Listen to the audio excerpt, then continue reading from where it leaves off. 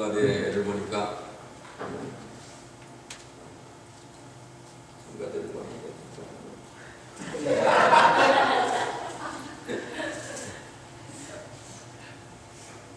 천사가 내려와서 찬양하는 것 같아요. 어쩜 그렇게 찬양을 잘하는지 목사님이 잘하니까 다 잘하는 것 같아요. 우리 교회는 목사가 잘 못하니까 성도는 잘해. 오늘 그 가사에도 찬양에도 보니까 에바다라고 하는 그 내용을 보니까 생각이 나더라고요. 제가 베트남으로 들어가게 될 때에 세계에서 제일 두 번째로 큰 데입니다. 업서버라고 큰 데인데 병력 3,000명을 태우는 배입니다. 그 배를 타고 갈 때 저는 딱 바이블 성경 하나 하고 이 어둠을 비치리라는 책 한 권을 들고 배에 올랐죠. 이 어둠을 비치리라고 하는 것은 제 은사 선생님인데 양정선 여사라고 눈을 보지 못하는 거예요. 어릴 때 한경도에서 가난한 집에 태어났는데 딸이라고 그래가지고 그 엄동설 안에 이 어린아이를 포대기로 해가지고 밖에 버렸어요. 죽으라고. 그럴 때 마침 그 지역으로 지나가던 선교사님이 그 아기의 울음소리를 듣고 데려다가 버린 이유 중에 하나는 아이가 장님이었기 때문에 버렸어요. 그래서 그 선교사는 그 장님된 아이를 잘 길러서 공부를 시키고 나중에는 동경 대학에까지 유학을 보내고 세계적인 박사가 되어 맹인 박사가 되어 신학교에서 강의를 하는 저희 의사 선생님이었어요. 그 사람이 쓴 책이 이 어둠을 비치리라는 책이었어요. 맹인으로서 살면서 유학 시절에 어느 가정부에 집에 가서 아르바이트를 하는데 맹인이 무슨 일을 하겠습니까? 그렇지만은 그는 늘 주님이 보시는 것 같은 느낌을 가지고 주님을 뜨겁게 사랑하면서 어느 가정집에 가서 와이셔츠를 빠는데 얼만큼 빠는지를 몰라서 계속 기벼가지고 헤어졌어요. 그리고 난 다음에 파이어당했어요. 그런 일들을 여러 가지로 글을 쓴 내용들인데 왜 이것을 저는 베트남에 가면서 이 책을 가졌는가? 내 신앙이 식어지지 않기를 위해서입니다. 아무리 어렵고 힘들어도 눈이 보지 못하는 사람이 그 고통이 얼마나 더 눈을 보는 사람이 있다면 그분보다 더 고통은 덜하겠지라고 위로 삼아 그 책을 하였어요. 3,000명을 태운 배인데 엄청 큽니다. 요즘 여러분 크루스라고 하는 배 그거 잽이 안 됩니다. 얼마나 큰지.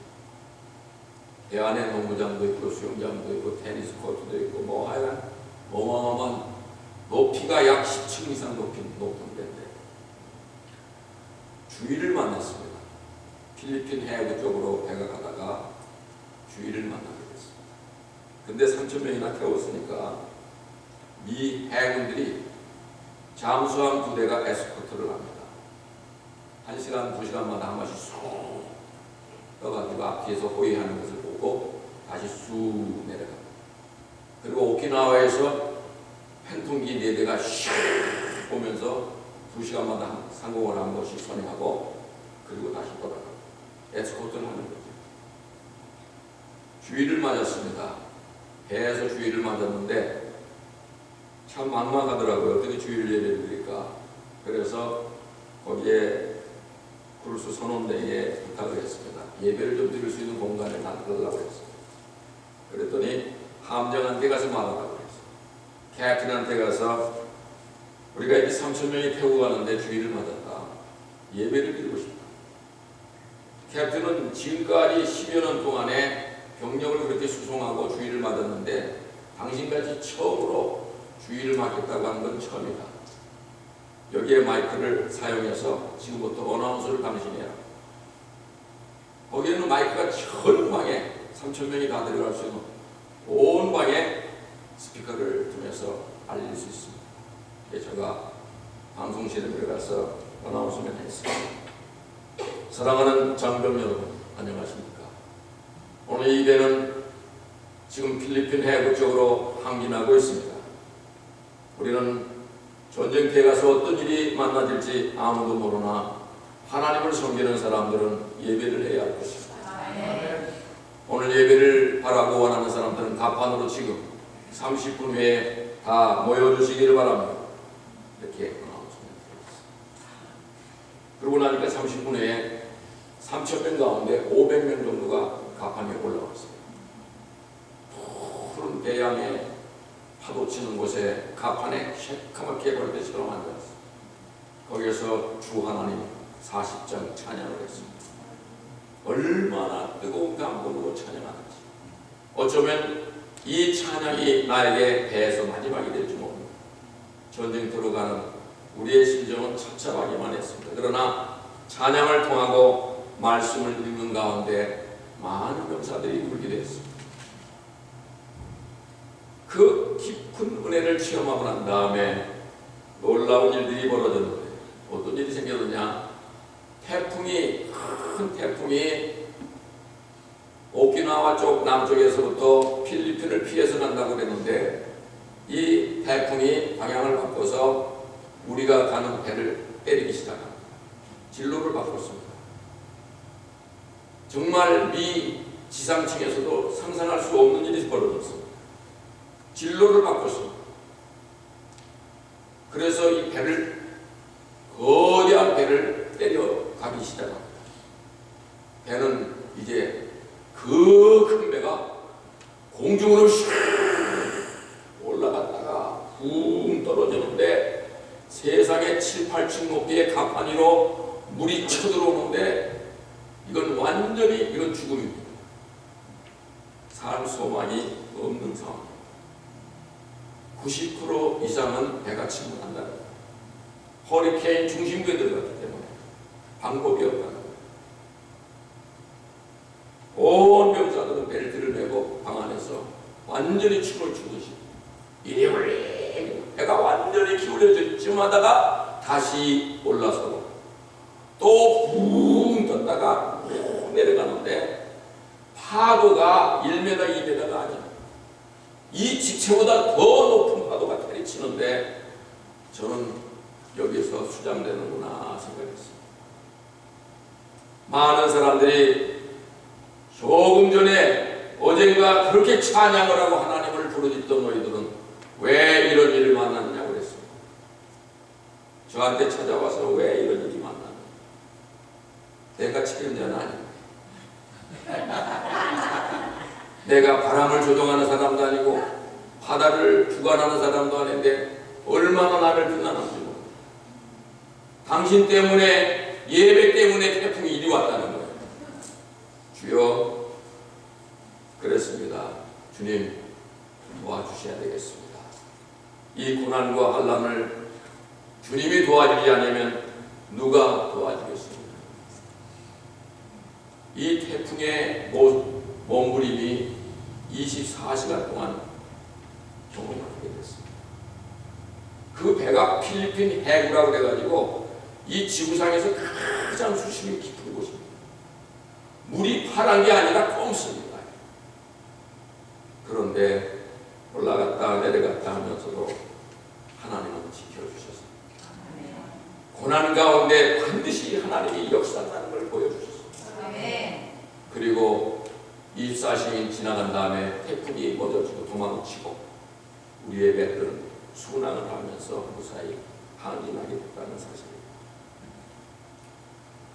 이런 일들은 오늘 제가 가판 위에서 그 아름다운 찬양을 드리는 것을 생각하면서 잠시 여러분에게 들려드리는 내용인데, 우리의 신앙이 살아가면서 참으로 답답하고 앞이 큰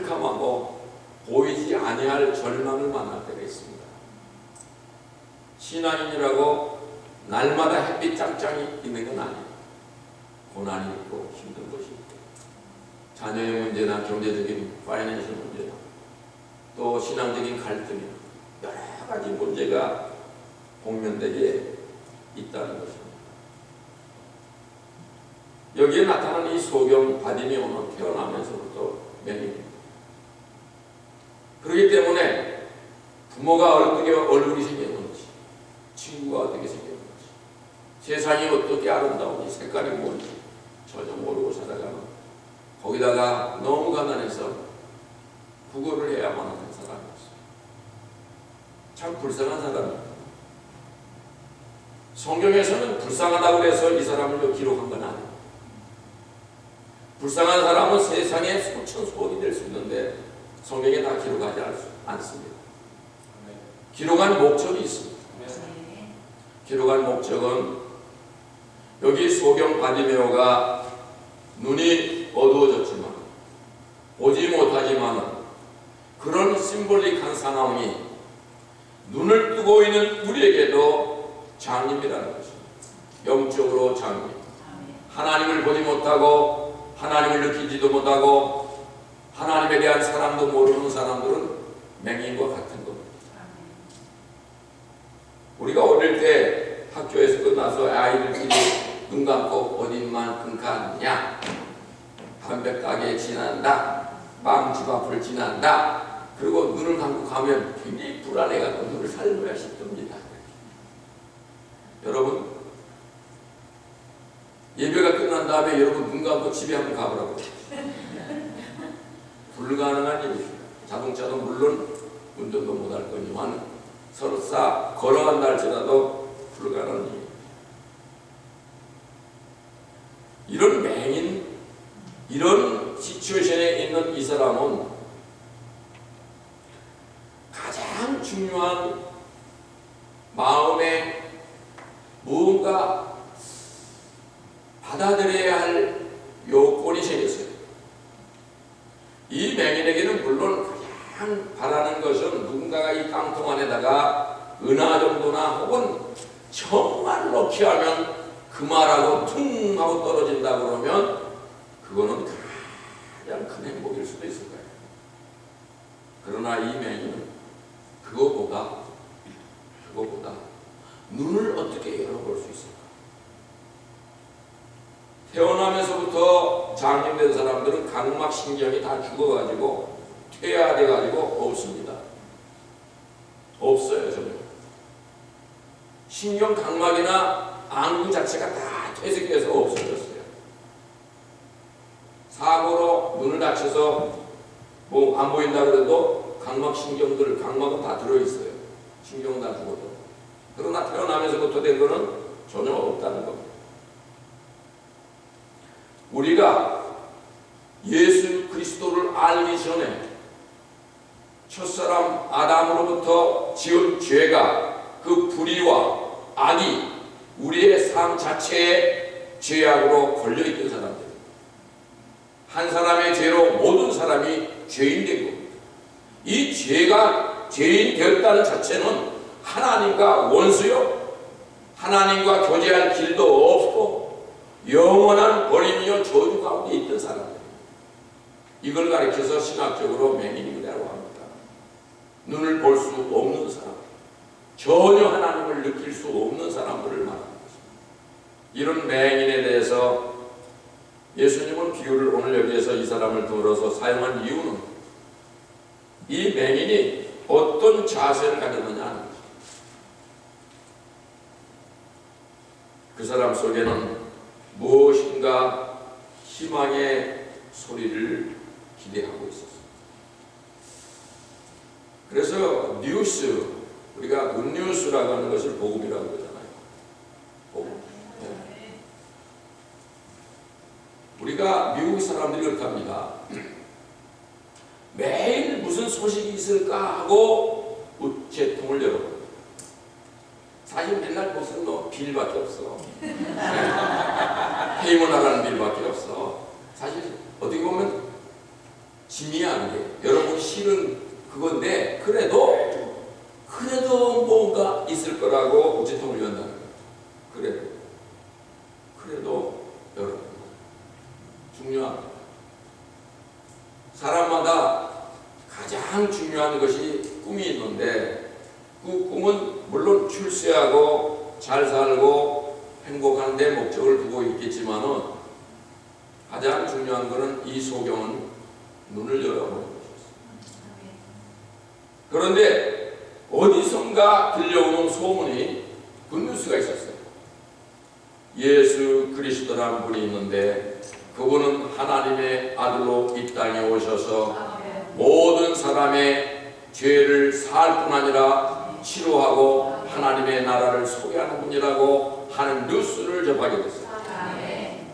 그 순간 이 맹인에게는 깡통 놓고 구걸하는 그 목적이 달라졌어요. 가슴이 울렁거리고 심장이 벌떡거리면서 무엇인가 기대치가 일어나는데 그분이 있다면, 그분을 만나기만 한다면 내 문이 혹시 열어지지 않을까? 그분은 많은 병자를 고친다는데 그분은 할 수 있다. 그분을 그렇게 만나야 되겠다라는 열망이 생기기 시작했습니다. 뜨거운 감동이 그 심령 속에 파도치기 시작합니다. 잠잠했던 그 삶, 절망과 고난과 역경 속에 살아가면서 포기된 인생 속에 새로운 꿈이 꿈틀거렸어요. 뭔가 희망이 온다는 것이에요. 그리스도 예수의 복음은 우리에게 희망을 주는 능력입니다. 예수의 복음 자체는 우리를 새롭게 만들고 변화시킬 뿐 아니라 삶의 가치를 놀랍게 바꾸는 능력이 그 속에 들었습니다. 그래서 복음입니다. 복음. 구약 시대에는 나쁜 소식을 가져온 사람을 죽였습니다. 다윗에게 어떤 사람의 소년이 달려옵니다. 달려와서 당신이 아들 가운데 그렇게 악을 범하던 압살롬이 죽었습니다. 압살롬이 죽었어요. 그 소식을 들었던 다윗은 그 슬픈 소식을 전한 그 소년을 죽였어요. 기쁜 소식이 아닌 것은 죽이는 거였어요. 희망의 소식이 필요해요. 이 세상의 모든 정보 시스템이 우리를 기쁘게 하는 소식이 아닙니다. 세상의 소리들은 늘 침몰하는 소리요, 우리를 무너지게 하는 소리요, 삶을 파괴하는 소리밖에 없습니다. 죄를 사하는 능력이 철학이나 과학이나 어떤 능력으로 죄를 사할 능력이 있습니까? 없습니다. 인류 역사를 뒤집고 봐도 없습니다. 오직 복음의 핵심 덩어리는 예수 그리스도입니다. 예수 그리스도가 우리를 위해서 죽으시고 부활하사 영생을 얻었다. 이게 복음입니다. 이 복음을 전하기 위해서 수많은 선교사들이 죽음을 내놓고 현장에 달려가는 겁니다. 이 맹인은 그 가슴 속에 예수 그리스도라고 하는, 그가 알지도 못했지만 그가 하나님의 아들이며 희망이라는 구름이 그 속에 차올라오기 시작합니다. 사람이 은혜를 받으려면 설렘이 있어야 합니다. 설렘이 없이는 아무것도 안 됩니다. 여러분, 처음 사랑하는 남녀를 보십시오. 얼마나 설레는지 모릅니다.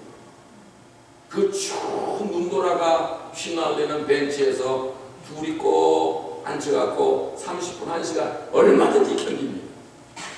혼자 있으라 그러면 5분도 못해요. 왜냐? 설레임이 있어서.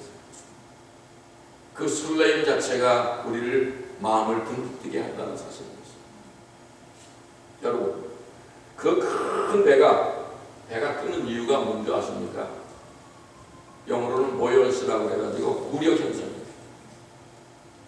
5만 톤이라고 하면 5만 톤의 힘을 물에서 올려받칩니다. 여러분, 그걸 놀라운 일이 아닐 수 없어요.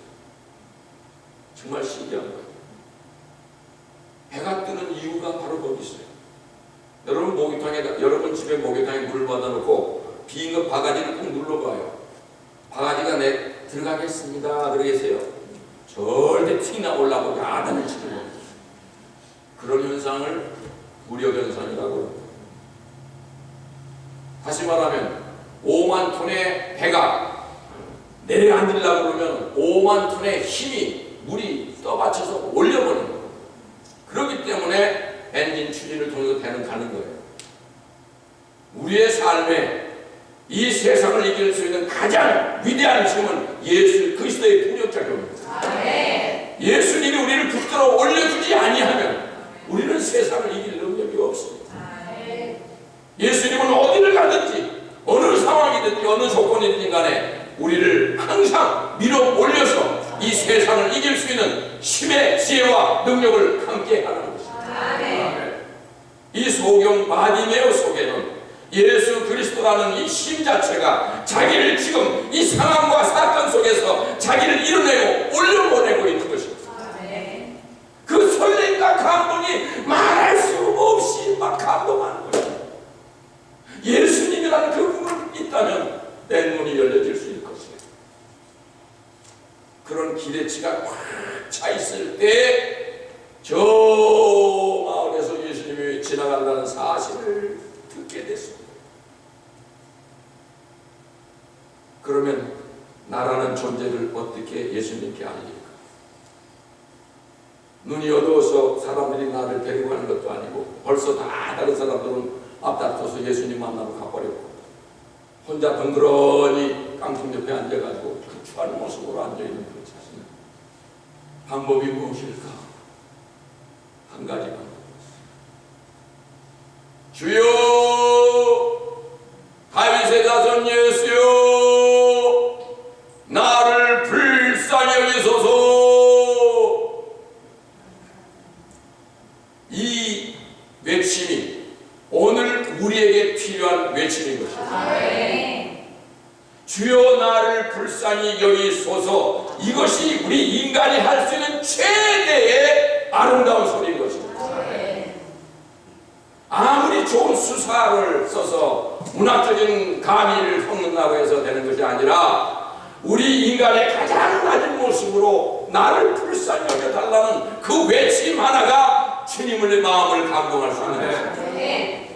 기도를 거창하게 해서 응답이 되는 것이 아니라 주님 이 죄인을 불쌍히 여겨 주옵소서라고 하는 한마디면 되는 것입니다. 거창한 수식이 필요하지 않습니다. 우리가 자식이 부모님 앞에 가지고 능력이 많으신 우리 아버님 일찍이 나를 낳으시고 날마다 빨래를 해주시는 우리 어머니의 그 고귀한 손길 때문에 그러면서 봐주세요 이렇게 하는 게 아니다. 그러면 그 엄마 아빠가 알았다 나도 그런 마음 그러지 않아요. 그 아이는 그냥 엄마 맞죠 아빠 필요해 그냥 단순히 그 한다는 겁니다. 우리가 하나님을 아버지라고 부르는 이유는 바로 여기에 있는 것이에요. 아버지가 뭡니까? 법적인 책임자요? 격이 없습니다. 격이 없어요. 그러니까 어떤 형식을 갖춰가지고 그렇게 고창하게 할 필요가 없어요. 아프면 아픕니다. 괴로움을 괴롭습니다라고만 하면 되는 거예요. 이 소경 바디메오는 단순합니다. 주여 나를 불쌍히 여겨 주시옵소서. 이 나를 불쌍히 여겨 달라고 하는 그 답의 코드가 있어요. 뭐든지 퀘션이 있으면 앤서가 있는 것처럼 불쌍히 여겨 주시옵소서라는 질문에는 답이 은혜입니다. 답이 은혜입니다. 예수님이 그 소리를 들으면서 오늘 여기 성경 누가복음 18장에 나타난 것처럼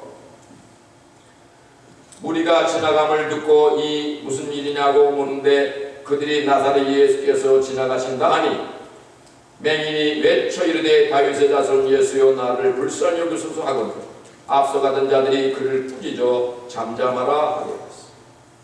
너무 시끄러워. 소리를 너무 시끄럽게 틀어놓고 아이 사람아 좀 시끄러워. 우리는 이런 소리에 한 스텝 뒤로 물러갈 수 있어요. 우리가 기도를 했어요. 하나님이 안 들어주시나 봐. 어디 가셨나 봐. 아유, 내 팔자는 요거밖에 안 되는 것 같아. 그렇지. 아유, 뭐 될 일 있겠어. 이러면서 스스로 뒤로 빼는 경우가 있어요. 이 스텝이 가장 위험한 스텝. 우리가 하나님 앞에 무엇을 기도하고 간청했다고 그러면 하나님은 이미 그 사실에 대한 것을 이미 앤서를 가지고 있어요. 답을 가지고 있는데 우리는 그 몇 마디의 주의의 소리를 듣게 되는 거예요. 시끄럽다. 소리를 그만 지르라. 예수님이 한 말이 아닙니다. 주위에서 하는 말입니다. 이 거지 바디메오를 비난하는 사람들입니다. 거지 주제에 예수님을 만날 자격이 어디 있느냐라고 신단하는 사람들입니다. 자기들은 예수님을 만나러 갈 수 있는 자격이 있지만 너는 버려진 자다, 저주받은 자가 아니야. 소리를 그만 질러라. 이 세상의 모든 사람들이 크리스천들을 우대하는 건 아닙니다. 믿는 사람들이 믿었다고 해서 뭐 박수 쳐주고 뭐 인류회사에서 어서 오십시오 그런 거 아닙니다. 세상 사람들은 믿는 사람들에 대해서 비난을 많이 합니다. 손가락질을 합니다. 그럴 때, 그런 스텝을 들을 때, 그런 소리를 들을 때 뒤로 물러가면 안 된다. 이 거짓 소경 바디메오는 그 소리를 듣고 거기에서 충격받은 게 아니에요. 이 바디메오는 이 소리를 들으려고 하는 것이 아니라 예수님 소리를 듣기를 원합니다. 그래서 소리를 더 질렀어. 더 크게 질렀어. 그 상황을 예수님은 이미 알고 계셔요. 이 사람이 보통 지금 믿음을 가진 자가 아니구나. 이미 벌써 부글부글 익었구나. 우리가 라면을 끓이려면 물이 펄펄 끓을 때 집어넣는 거지. 물이 지금 하나도 끓지도 않는데 라면을 탁 집어가지고 휘저어서 먹는다는 건 말이 안 되는 거예요. 법이 있는 거예요.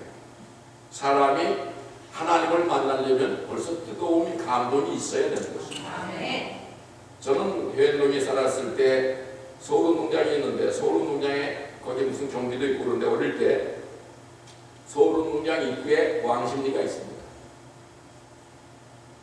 왕십리 옆에 대장간들이 쫙 있어요. 대장간. 다시 말하면 연장 만드는 거죠. 뭐 낫도 만들고 망치도 만들고 하는 그 대장간에 그 어린 나이에 그 신기한 옷을 구경하고 앉았었어요. 불덩이 속에다가 불덩이가 가만 불이 막 불 붙는데 거기다가 새를 하나 집어넣었다가 꺼내면 큰 건장한 막 육척 같은 사람들이 망치로 막 두들깁니다. 그 사람들은 그냥 막 때리기만 해. 예, 그런데 그 불집게를 가지고 있는 사람이 조종이 잘 기가 막혀. 탁 뺐다 길렸다 벌렸다 이걸 잘 그냥 때리는 사람은 계속 때리기만 해. 그러면 이 사람이 착착 착 돌렸다 접었다 뺐다 뒤로 했다 이렇게 되니까 낫이 됩니다. 정말 대단한 그 장면을 봤어요. 그것이 어떻게 보면 우리가 뜨거울 때 역사가 있는 거예요. 뜨거울 때 하나님이 역사가 능력이 그때 흘러들어가는 거거든요. 소경 바디메오는 이미 꽉 차 있어요. 이미 그냥 설렘과 뭐가 그냥 기대치가 꽉 차 있어요. 예수님의 소리만 들으면 되겠다는 이 간절함이 꽉 차 있을 때 드디어 들려오는 소리가 있었습니다. 내가 내게 무엇 해주기를 원하느냐 하는 겁니다. 야, 이런 멋진 소리가 어디 있습니까? 아이고 잘됐다. 이참에 그냥 돈이라도 해갖고 그냥 금덩이를 구해갖고 그냥 눈은 멀었지만 그냥 먹고 마시고 행복하게 살아야 돼요. 이럴 상황에 있는 사람도 있을까요? 그러나 바디메오는 답을 말했습니다. 보기를 원합니다. 예수님이 답이 왔습니다. 내 믿음대로 되었죠. 하는 순간에 그의 이미 각막이며 신경조직이 전혀 없던 영혼이 갑자기 만들어지고 척막이 막 만들어지고 신경 조직이 막 생기면서 동구가 열려지고 이런 모든 시스템이 불과 몇 초 안에 이루어지기 시작했습니다. 하나님의 능력은 시간과 초월을 하는 역사가 일어납니다. 그 시로 즉시 그 눈은 열려지고 밝아져서 보게 됐던 것입니다. 그 보는 눈이 안경을 낀 것도 아니고 컨택트를 낀 것도 아니에요. 아주 선명한 세상을 보게 됐다는 사실인 것입니다. 우리가 우리의 영혼 속에 죄로 얽매여 있다가 장님이 돼서 예수도 모르고 하나님의 뜻도 모르고 인생이 어디로 가야 될지도 모르고 그런 삶을 살던 우리가 예수 그리스도를 만나고 영적인 눈이 열리면 이제 하나님의 세계를 바라보고 하나님의 뜻을 바라보면서 우리는 스텝을 가게 된다는 것입니다. 하나님의 은혜는 바로 바라고 원하는 사람에게 주시는데 그 은혜의 본질이 무엇인가 하는 겁니다. 은혜가 뭐냐라고 말하면 물론 헬라말로 카리스라고 선물이라는 뜻입니다. 단순히 그겁니다. 그러나 그 은혜라고 하는 포장을 뜯어보면 우리는 반드시 패키지가 있는데 그 패키지를 뜯어보면 내용물이 중요합니다. 근데 패키지를 뜯어놓고 내용물을 갖다 집어버리고 패키지가 좋다고 가지고 있는 사람은 어리석은 사람이에요. 성경에는 모든 메시지 말씀 속에는 패키지가 들어있고 그 안에 내용이 들었습니다. 다시 말하면 복음하면 복음은 포장입니다. 그리고 복음 속에 들어보면 예수 그리스도의 생명과 부활과 십자가의 죽음이 들어있다는 것입니다. 은혜라고 하는 것을 딱 포장을 뜯어보면 하나님의 자비와 긍휼과 사랑이 그 속에 들어있는 것입니다. 그래서 은혜를 받았다고 하면 하나님의 자비를 받으신 것이고 긍휼함을 입은 것이고 하나님의 사랑을 덧입은 것입니다. 그러니까 은혜는 대단한 파워를 가지고 있는 힘입니다. 그렇지 은혜는 마치 흘러가는 물과 같은 것입니다. 물이 막 흘러가면 그 물이 어떤 역할을 합니까? 그 물을 받아서 식수로도 만들 수도 있고 또 그 물이 모여가지고 낙차를 통해서 에너지 자원을 얻습니다. 1935년에 후보 대통령이 서부를 방문하면서 콜로라도 강이 거대하게 흘러가는 낙차를 봤습니다. 네바다와 지금의 아리조나 사이에 큰 댐이 지금 있지만은 그때 그 엄청난 물이 쏟아지는 것을 보고 후보 대통령들은 과학자들을 불러다가 여기다가 댐을 설치하라고 했습니다. 그때 많은 과학자들이 불가능하다고 그랬습니다. 이 엄청난 이 격차가 큰 이 댐, 거기다 댐을 만든다는 것은 어렵습니다. 그러나 추가해요. 그렇게 해서 댐 공사가 1935년에 후보댐이 만들어졌어요. 저는 후보댐에 몇 번을 가봤는데 댐 안에 엘리베이터를 쭉 타고 내려가 보면 양쪽에 8개의 터빈이 있습니다. 8개 터빈 그리고 모두 16개의 터빈이 있는데 이 터빈이 돌아가는 파워를 가지고 네바다 지역 그 라스베가스 화려한 걸 다 에너지 자원을 공급하고 로스앤젤레스 일부를 공급하고 그리고 아리조나 모든 스테이트를 거기를 다 공급하는 힘입니다. 무엇이 그러냐? 물이 그렇습니다. 물이 강하게 낙차를 통해서 터빈이 돌리고 터빈에서 에너지가 바로 일렉트릭이 생기는 것입니다. 그 일렉트릭이 생기면 그 일렉트릭 파워를 가지고 모든 사람들을 공급하는데 어떤 집에는 에어컨도 틀고 냉장고도 하고 뭐 전기가 쓰는 게 한두 가지겠습니까? 하나님의 은혜는 우리에게 다양한 인생의 삶에 유익을 허락하게 한다는 것입니다. 하나님의 은혜는 구원이 목적이지만 또한 구원받은 사람이 어떻게 살아갈지 그 목적까지도 다 은혜로 채워주시는 것입니다. 그러니까 은혜가 충만하면 하나님의 뜻을 이룰 수가 있습니다. 은혜가 없이는 정말 이런 물고기가 물을 떠난 사람과 같다는 것과 같은 것입니다. 하나님께서 우리 인간에게 가장 큰 선물이 바로 은혜입니다. 은혜를 받았기 때문에 용서가 되고 은혜가 있기 때문에 거기에는 사함이 있는 것입니다. 예수님께서 무엇 때문에, 뭐가 여러분 우리가 인생이 잘났다고, 뭐가 그렇게 고집세고 악한 짓을 다 하는 인간에게 뭐가 그렇게 예쁘다고 십자가를 지시고 그 물과 피를 쏟아가면서 엘레엘리 나마 사박단이라고 외치겠습니까? 이유는 하나님의 은혜의 본질을 백성에게 주고자 하는 것입니다. 한강도가 외칩니다. 당신이 그렇게 했다면 당신이 스스로 구원을 해보시죠. 그러나 한강도는 주님, 나는 죄인입니다. 주님, 나를 붙들어 주시기 바랍니다 라고 할 때 오늘 저녁에 너는 나와 함께 낙원에 가리라. 은혜를 받는 사람이 있고 은혜를 받지 못하는 사람이 있습니다. 은혜를 받지 못하는 사람의 유형은 강팍한 자고, 또 자기 자신의 고집이 강하고 자기 뜻이 강하고, 자기란 사람이 뭡니까 사실? 뜯어보면 아무것도 아닙니다.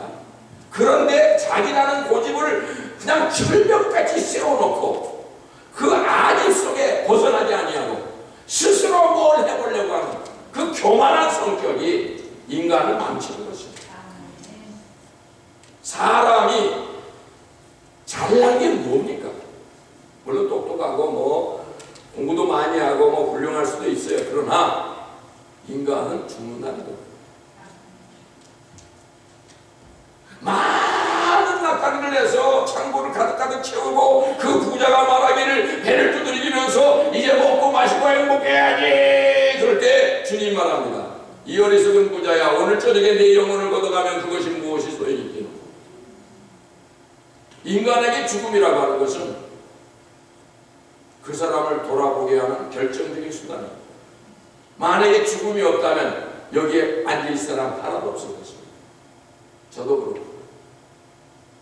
죽음이 없다는데 여기 왜 있겠습니까? 죽음이 있기 때문에 그렇습니다. 왜냐? 심판이 있습니다. 죽음 후에는 하나님이 모든 행적을 따져서 예수 그리스도를 믿지 않은 사람은 일단은 다 버립니다. 믿는 사람에게는 네가 행동이 어떤 일을 했느냐 상급을 준비해서 축복합니다. 제가 목회하는 중에 한국에서 저는 답답하고 뭐하면 금식 올라가는 거예요. 산에 기도 그거밖에 없어. 방법이 뭐 세상 뉴스를 통해서 무슨 소식이 오겠어. 무조건 산에 가. 아버지 왔어요. 왜 왔냐? 문제가 있걸랑요. 무슨 문제 알아봐. 이런 식이지. 근데 같은 방에 목사님 한 분이 계셨어. 그분은 안양에서 계셨대. 아, 그러시냐고 통성명을 했어요. 서로가 조금 익혀지니까 이분이 그러더라고요. 목사님, 제가 목사님 된 거는 말이에요. 참 기구한 일이 있었어요. 깜짝 놀라서 아이 그래요? 무슨 일인지요? 그랬더니 자기가 청년 시절에 예수를 그 당시 청년 때 예수 좀 믿었대요. 그런데 군대를 간 다음에 수도 경비사라고 해서 수경사가 있어요. 우리 회원동 옆에 필통이라고 있어. 필통. 그 연필통이 아니라 그냥 필통인데 그 필통이라는데 수도 경비사령부가 있어요. 그리 배수를 받았어. 그 수경사로 들어간다는 건 하늘의 별 따기처럼 어려운데요. 정말 근데 이렇게 하게 그래 들어갔어. 나도 그리 못 들어갔는데. 근데 이 친구가 거기 들어가가지고는 얼마큼 이제 교회 생활을 안 했어요. 청년 때는 그래도 뭐 교회 좀 나가가지고 뭐 여자 있다고 그래서 가서 보고 뭐 했는데 군대 와보니까 여자가 없는 거야. 다 남자들 보고. 왜 교회를 안 가? 근데 어느 날 배가 사르르 아팠대. 아파서 보니까 군의관이라는 것도 이렇게 뭐라 그럴까 군대 깨우기 위해서 온 인턴들이에요. 아주 그냥 한마디로 신兵들이야. 군의관들도 베테랑들이 아니고 신兵들인데 할 일이 없어. 맨날 어디 부상당하면 가서 뭐 기름 뭐 이렇게 빨간 약이나 발라주고 소화제나 그 정도야. 군의관들도 심심한 거야. 전투나 뭐 전쟁이나 모르지 몰라도. 그런데 이 친구가 배가 아프다고 왔어. 군의관 몇 사람이야? 우리 한번 수술해보자. 그런 거야. 뭘로? 맹장으로. 그러니까 배는 사슬 아파가지고 가스가 찼는데 야, 너 맹장인데 수술 좀 해야 돼. 만지잖아. 복만정도 잘못하면 위험해. 그러니까 그래요? 그럼 뭐 맹장 수술 어떻게 하는데요? 야, 간단해. 한 30분이면 그냥 싹 끝나니까 넌 잠깐 누웠다가 여자 생각 한번 했다가 일어나면 돼.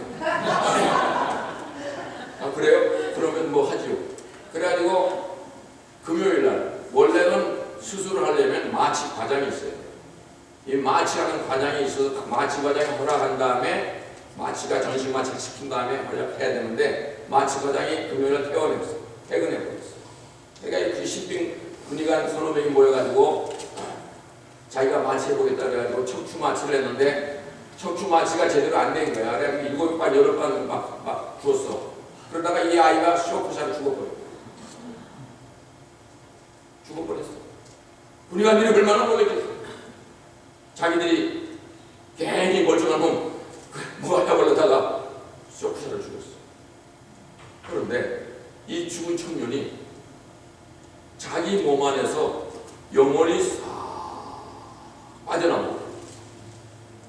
빠져나오면서 천장에서 이렇게 내려다보니까 막 자기를 두드리고 막 그냥 심장 박동기로 막 누르려고 막 애를 때리고 뺨을 때리고 그래.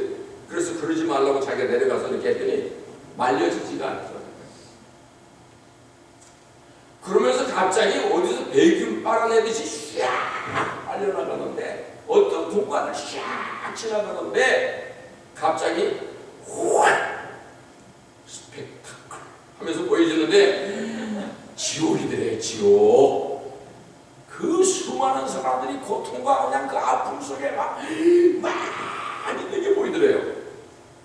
막 너무 충격을 받는 거예요. 영이 그렇게 된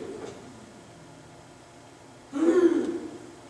그런데 갑자기 또 빠져나오더니 샥 하더니 또 어디에 확 보여주는데 이번에는 천국이래요. 천국. 와, 세상의 아름다움을 다 표현할 수가 없더래요. 그래서 그랬대. 나도 여기 들어가게 해주세요. 그랬대요. 그랬더니 어디선가 음성이 너는 할 일이 더 남았다 하는 순간에 빠져나오더니 어디로 쑥 들어오더니 참 큰 검은 안으로 쑥 들어오더니 이미 죽어가지고 영안실이라고, 영안실 아시죠? 시체들을 갖다 놓는 그 관짝 안으로 슉 들어오더래요. 자기가 관짝 안으로 쑥 들어오더래요. 그래가지고 그러니까 금요일날 그렇게 해가지고 주일날 아침인가 그렇게 됐대요. 주일날 아침인지 저녁인지 하여튼 간에 그 저녁 때가 됐나봐. 그런데 이제 그 관 속으로 쭉 들어오니까 통증을 느끼더래요. 통증. 막 아프더래. 그래서 비명을 막 질렀어. 근데 시치실에서 비명 소리 나니까 헌병들이 얼마나 놀랬겠냐. 헌병들이 야, 니 가봐. 네가 가봐. 그 안에서 막 와! 그 소리 나니까. 그래서 비상벨이 울려가지고 수경사 비상벨이 울려가지고 모든 군인들이 바깥에서 진을 친 다음에 몇 사람들이 들어갔어. 들어가 보니까 며칠 전에 죽었던 쇼크사로 죽었던. 근데 이미 그 사고가 이미 다 돼가지고 그 아이가 잘못해서 심장마비로 죽은 것으로 소리를 꾸며가지고 끝냈어. 군대는 조금 그래요. 네, 미국 군대는 안 그런지 모르지만 그렇지만은 전혀 그렇지 않다는 것도 있다는 것은 꼭 기억하시고 꼭 그런 것도 있다는 것도 기억하시면서 그냥 지나갔거든. 네, 그건 기억하지 말고 그래가지고 부모한테 이제 사망통지서 보내고 그런데 그 안에서 그 소리가 막 나니까 얼마나 놀랐겠어. 그래서 이제 관짝을 뜯어가지고는 보니까 금요일날 쇼크사로 죽은 그 친구. 그래가지고 보니까 멀쩡해. 그리고 이 친구가 막 그 본거잖아요. 이 본 게 너무 강렬해가지고 이걸 말하는 거야. 막 붙어 있잖아요. 가만있어, 물 좀 마시고요.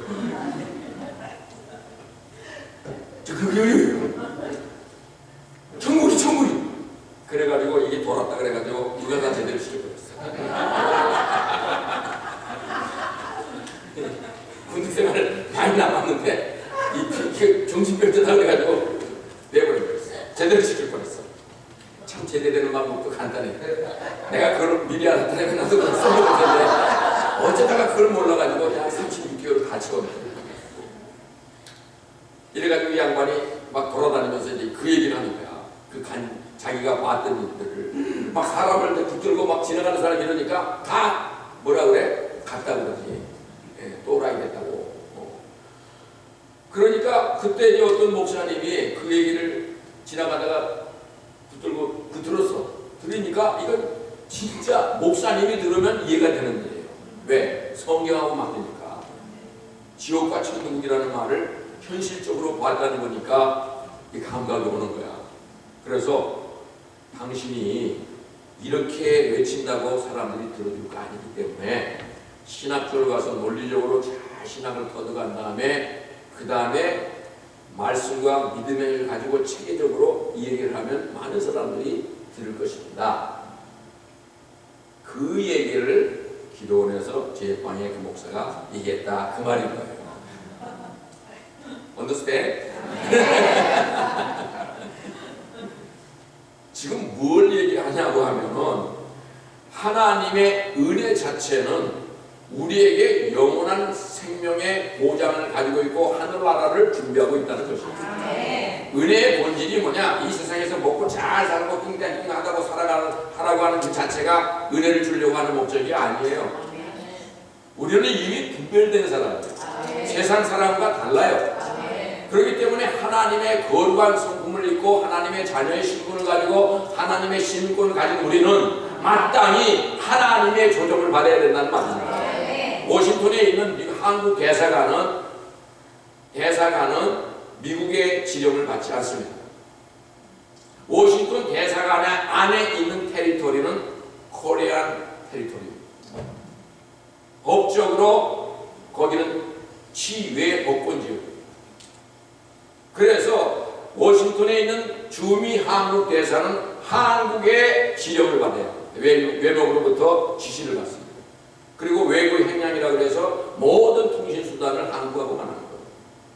그리고 바깥으로는 외교 수단을 하는 거고요. 우리는 이 세상의 교회가 하나님의 대사관입니다. 이게 우리의 하나님 나라의 테리토리입니다.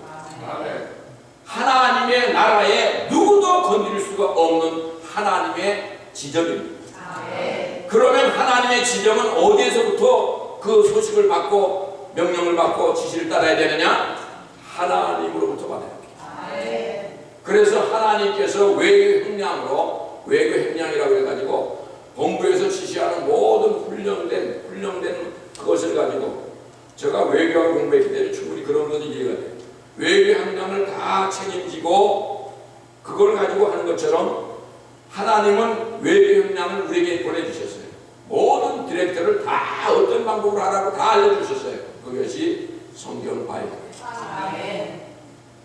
성경 바이블만 가지고 안 되니까 하나님의 성령을 보내서 성령의 지시를 받게 하는 거예요. 얼마나 정확하고 짜임새 있고 위대한 역사인지 몰라요. 그리고 우리는 날마다 살면서 성령의 디렉션을 받고 성령의 감동을 받아서 말씀을 따라가기만 하면 하나님의 지시를 따라가기만 하면 하나님의 뜻을 이루는 것입니다. 대사는 반드시 자기 본국의 대통령의 명령을 받아 수행하는 것입니다. 만약에 대사가 그 직무를 못하면 소환을 합니다. 소환해서 문책하고 그 직위를 해임시키는 것입니다. 하나님은 우리를 지금 아직 해임하지 않았습니다. 왜냐? 아직도 기회를 주십니다. 내가 너에게 계속 기회를 주고 믿음을 주고 은혜를 주고 하나님의 지시를 주는데 너는 자꾸 곁길로 가고 불의하고 악하고 그래도 하나님은 기회를 주십니다. 때로는 목을 조르는 경제적인 파이낸스 문제를 뒤집어 치고 어떤 때는 피지컬리 그냥 엎어치기 하기도 합니다. 그건 뭐냐? 경고예요. 그러니까 정신 차리고 일어서라 그러는 하나님의 사랑이 쌓이거든요. 그런 경고를 많이 받고 살기를 원합니까? 아니면 경고 없이 그냥 주의 말씀과 성령의 지시로 가기를 원합니까? 아마 여러분 갈등하고 있을 거예요. 성경 지시를 받아가고 하는 것은 말씀을 따라간다는 건 조금 억울하다. 나도 내 사정이 있고 내 본질이 있고 내 의지가 있는데 내 멋대로 좀 살다가 어느 때는 좀 죄가 있다 그러지만은 뭐 죄 약속해가지고 그러면 회개하면 되겠고 얼마든지 세상에 즐거운 게 많은데 즐거운 것도 조금 하고 주님 잠깐 하고 할 수 있다 그런 생각을 하는 거야. 예, 나는 너무 억울해. 주님의 말씀만 따라가기는 너무 억울해. 얼마나 이게 고리답답한 시대상이 화려하고 좋은데 내가 맨날 주님의 뜻만 쫓아가다가 나는 바보 되는 거 아닌가? 나는 멍텅구리가 되는 거 아닌가? 그러니까 내 것도 조금 챙기고 그리고 또 주님 것도 좀 챙기면 이게 밸런스가 맞는 게 아닌가? 그렇지. 생각해보면 밸런스가 제대로 맞는 거야. 그렇지. 그것이 지혜로운 거야. 지혜를 왜 주셨겠어? 그렇게 하라고 주셨겠어. 영특한 인간의 머리는 잘 굴러갑니다. 매우 아름답게 굴러갑니다. 사람이 가지고 있는 이성과 논리는 매우 합당한 수단과 방법을 꾸미는 것입니다. 죄를 지을 때 제주로 가자 그렇게 절대 안 해요. 요즘 봄 춘삼월도 됐는데 하나님이 좋은 날씨도 주시는데 좋은 것을 보게 하는데 저기에 유흥력이 있는데 그것도 그렇지. 사람이라는 게 너무 기도만 하면 무릎도 아프니까 거기 가서 조금 댄스하는 것도 몸을 풀리게 하는 것도 유익하고 그러고 난 다음에 와서 은혜를 더 받을 수 있는 길이 되는 거야. 육체라는 건 어느 정도 그렇게 움직여주는 것이 중요해. 그 댄스하는 사람이 너무 아름다운데 얕은 간에 만나보는 것도 좋을 거야. 한 번쯤은 그렇게 부비부비하는 것도 좋을 거야. 그렇지. 그런 생각도 돼. 아니야. 그것보다는 내가 그 사람하고 부비부비하면서 예수님 얘기를 말하는 게 더 아름다울 거야. 그러면 전도도 되지. 올거니 내가 어쩜 이렇게 머리가 명석해. 맞았어. 이렇게 해가지고 약간의 양심을 무마시키고 도덕적인 책임감도 벗어나고 그리고 슬슬 들어가게 된다. 이게 인간의 머리입니다. 제가 말하는 것보다 수천 수백 배가 더 높은 사람이 많아요. 그렇게 해서 적당한 그곳으로 들어가며 세상을 즐기려는 사람이 많이 있다는 것이죠. 그러면 그만큼 행복하냐? 전혀 그렇지 않습니다. 마음은 점점 궁핍해지고